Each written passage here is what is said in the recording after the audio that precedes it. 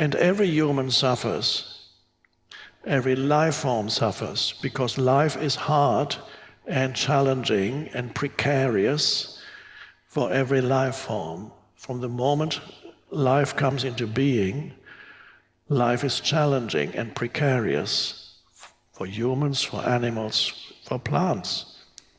Every life form encounters obstacles in its attempt to grow and expand, and it continuously encounters obstacles to its expansion. Every human, in one form or another, if you come into this world, very quickly you'll find obstacles, seeming obstacles to your expansion and growth and well-being and flowering. I think you can all, if you think about your so-called life, how many obstacles life seems to have put in your path towards happiness. And some people perceive life as life continuously is sabotaging my attempts to find happiness. Why is that? And then they have these strange theories that God is against me, whatever the theory is. But it does seem like, and this is related to the Buddhist term dukkha or suffering, wherever you go, you will find life is sometimes helpful and then obstacles again. And this is perceived as, some people believe if you only practice positive thinking continuously, you will no longer encounter obstacles. But that, unfortunately, is not the case. Positive thinking is a great thing, can be extremely helpful and bring about certain shifts in you, but it does not free you from experiencing the obstacles that life will put in your path and the challenges that come. So those obstacles, whether they come in the form of loss or illness or relationship problems, many of them arise from their own mind, because your mind creates an enormous amount of problems that are quite unnecessary, but the mind doesn't know that. So the mind creates an enormous amount of conflict that is unnecessary in your life. That's one kind of obstacle, is your own mind. Then, and again, you need to experience the consequences of the obstacles that your own mind creates, the conflicts and the unnecessary problems that your own mind, because you're identified with the mind, creates. You need to experience the suffering that you create for yourself out of that unconsciousness. Unconsciousness means completely identifying with the mind, the egoic mind, which in many cases transforms challenges which could be solved easily into much bigger problems.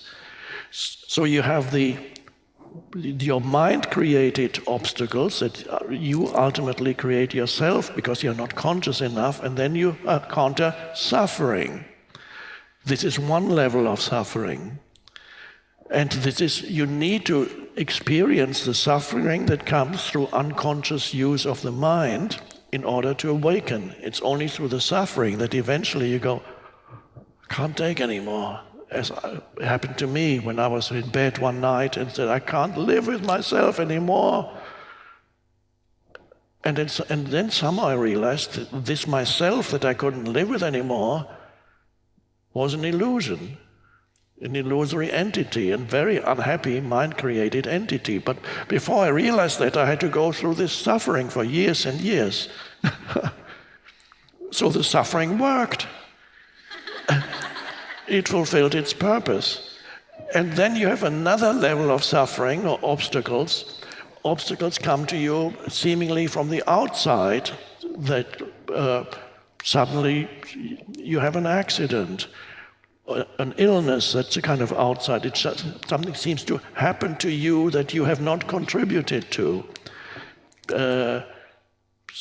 Something happens to somebody close to you, dies as an accident. Many things can happen where you seem, I haven't created that. Of course, In New Age, it's very normal to say when things go wrong in your life, the typical New Age person will say, how did you create that? You slipped on a banana skin and broke your leg. Why did you create that?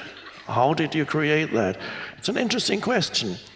I don't want to go into this, whether even those obstacles or challenges that come to you, not seemingly not from your own mind, but from the outside, did you still create that or not?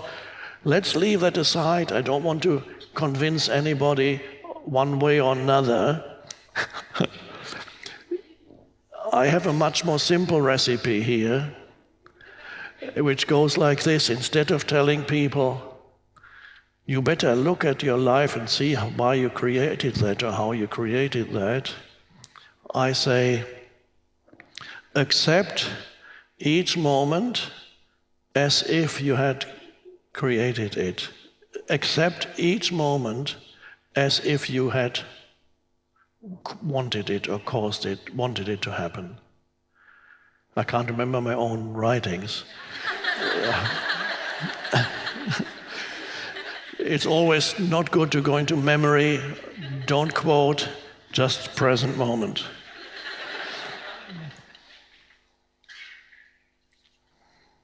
So, but if you live, whatever happens, you accept this moment as if you had chosen. That's the one I wrote. Accept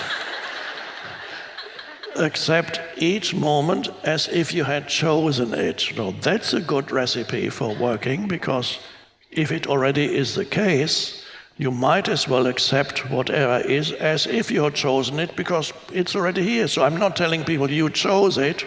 Maybe you did, maybe you didn't. Doesn't matter. Still accept it as if you had chosen it. That shifts things, that your whole attitude to it shifts, and it dissolves more quickly than whatever the obstacle is. But let's go back to the suffering. First, the suffering that arises from your own mind creates conflict and all those things that create suffering, and then at some point you awaken. And then what remains is the suffering that comes with having a body, for example, because eventually the body gets older. No matter how much you go to the gym every day, no matter how fantastic your nutrition is, no matter how many pills for longer life you take, which is all fine and good, but of course every form eventually dissolves, and a time comes when the body can be perceived as a burden almost. The older you get, the more likely it is to happen. And so, of course, you might then say old age isn't so bad if you consider the alternative, which is you die younger and then you don't have to experience the body getting fragile and old. But if you get old, the body can become problematic, a source of suffering, potentially. But those challenges, if approached correctly, don't have to turn into suffering. Accept each moment as if you had chosen it. If you can go with the isness of things, there's no complaining entity that says something about being a victim and complaining how dreadful things are now. I wish my mother had learned that lesson when she suffered in that way, because she had always identified very much with her body, good looking, always nicely dressed, going out, and liked to be looked at, very normal thing for many people.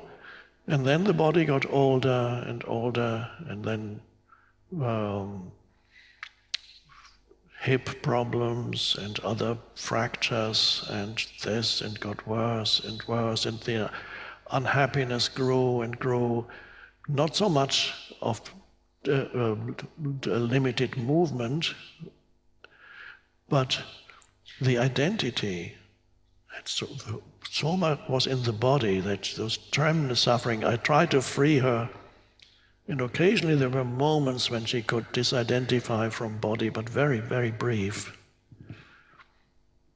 And that is the destiny of many humans. But the suffering is really that every life form encounters, the obstacles that every life form encounters, whether they come at a younger age, older age, middle age, in whatever form, these things are absolutely necessary, without which there would be no human evolution whatsoever, and no life form would ever evolve if the life form did not encounter obstacles. So that which looks like an obstacle is actually always potentially an opening. Potentially that seems to stop your progress in life always potentially can make you more conscious. So you can use every obstacle that arises in your life, if you can works especially quickly, if you accept each moment as if you had chosen it, and when it looks this moment is an obstacle, you go with it instead of complaining or running away from it, and then accept. And then act if action is possible, or don't act if no action is possible. You identify with thinking, and the identification with thinking becomes ego. And there are many people in this world who are stuck with hostile, life-denying, continuously critical and attacking entities that they carry in their head, and they believe that is who they are. To become free of ego means becoming free of thought, identification with thought. That's the end of the ego.